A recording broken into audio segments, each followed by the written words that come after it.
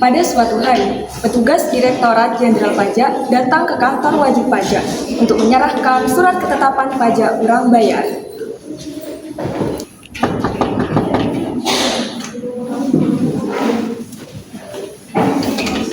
Saya bisa dibantu? Selamat siang Bapak, saya dari DJP, saya mohon dengan Bapak. Oh iya, silakan masuk.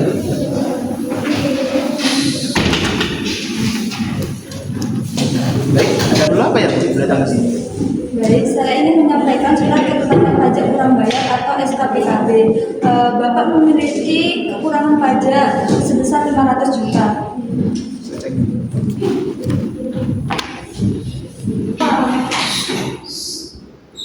Apa? 500 juta? Besar sekali. Saya yakin perhitungan pajak perusahaan ini sudah benar. Kami mengerti perasaan Bapak. Jika Bapak tidak sependapat dengan kami, Bapak bisa mengajukan keberatan di DJP. Sesuai dengan pasal 25 Undang-Undang KUP, Bapak berhak mengajukan keberatan. Ya sudah, terima kasih Bu. Silakan keluar. Terima kasih atas waktunya Bapak.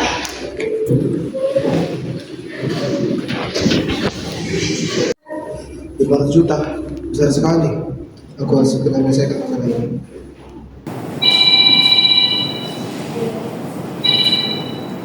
Halo, selamat siang. Ada yang bisa saya bantu? Selamat siang Ibu. Barusan saya ditanya oleh orang DJP atau Direktur Jenderal Pajak. Nah, dia ini menagih saya surat pajak sebesar 500 juta. Nah, saya merasa perusahaan saya itu sudah membayar pajak tersebut, Ibu. Saya ingin Ibu bantu saya untuk mengatasi hal ini. Baik Bapak, bagaimana jika kita besok siang langsung saja bertemu di kantor DJP-nya? Apakah Bapak bersedia? Kalau begitu, saya bersedia Ibu. Kita bertemu besok di kantor DJP. Keesokan harinya, wajib pajak datang ke kantor pajak untuk mengajukan keberatan atas surat ketetapan pajak kurang bayar.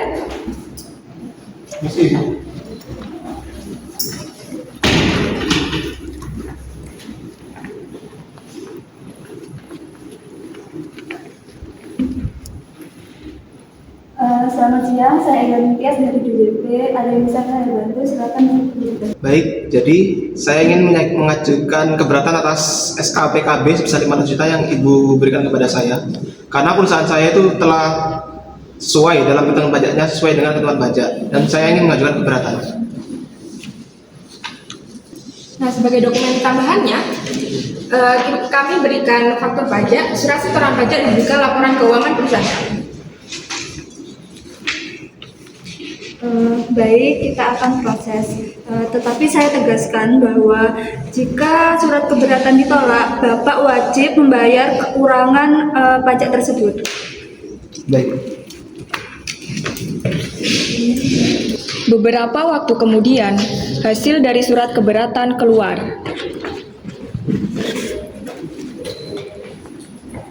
Baik, surat keberatan sudah keluar. Kami mohon maaf, surat keberatan yang Bapak Ibu ajukan tidak dapat kami terima. Apa? Keberatan saya ditolak. Jadi laporan saya berikan ini sia-sia. Kami mohon maaf Bapak, jika Bapak masih merasa keberatan, Bapak bisa mengajukan banding di pengadilan pajak. Saudara Bapak, bagaimana jika besok kita lanjutkan saja di pengadilan pajak? Itu kan hak Bapak sebagai wajib pajak.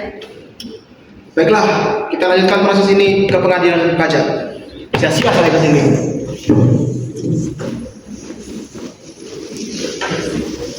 Karena hasil keberatan ditolak, wajib pajak melakukan sidang di pengadilan pajak.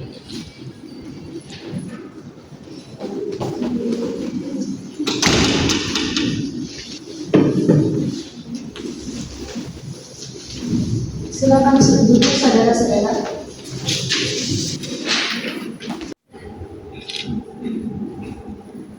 Baik, sidang siang hari ini, sidang sengketa pajak antara wajib pajak dan Direktorat Jenderal Pajak dibuka.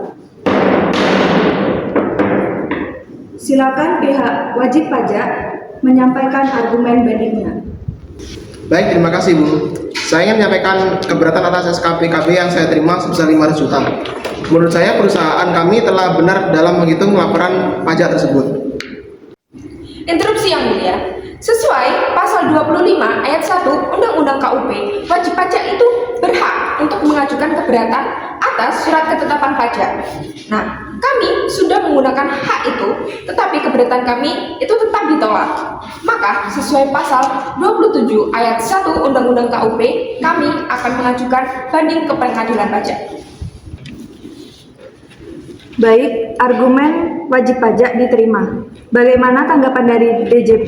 Baik Yang Mulia, menurut pasal 13 ayat 1 Undang-Undang KUP, DJP berwenang menerbitkan SK PKB apabila pajak terutang atau kurang bayar.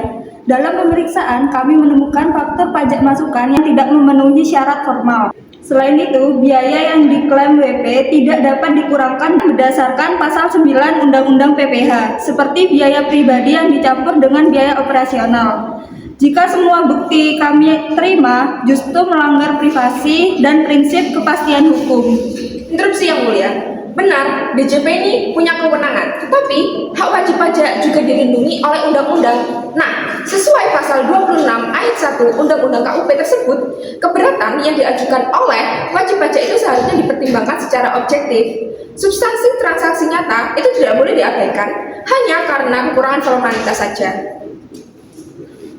Saya sudah bertekad baik untuk membayar pajak, Yang Mulia. Saya hanya ingin keadilan agar pajak yang saya bayar itu sesuai dengan kenyataan bisnis. 3.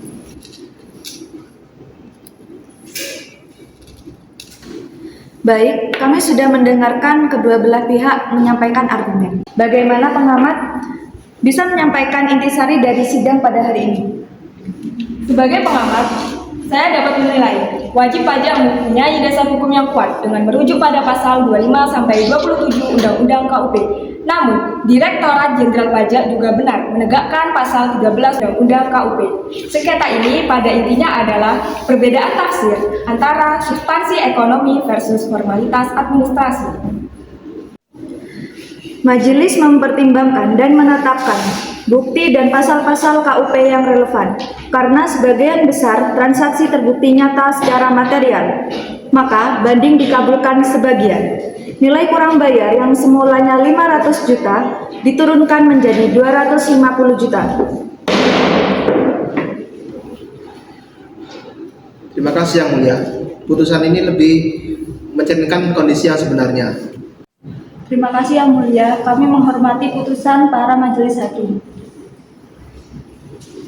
Baik, dengan demikian sidang dinyatakan selesai dan ditutup.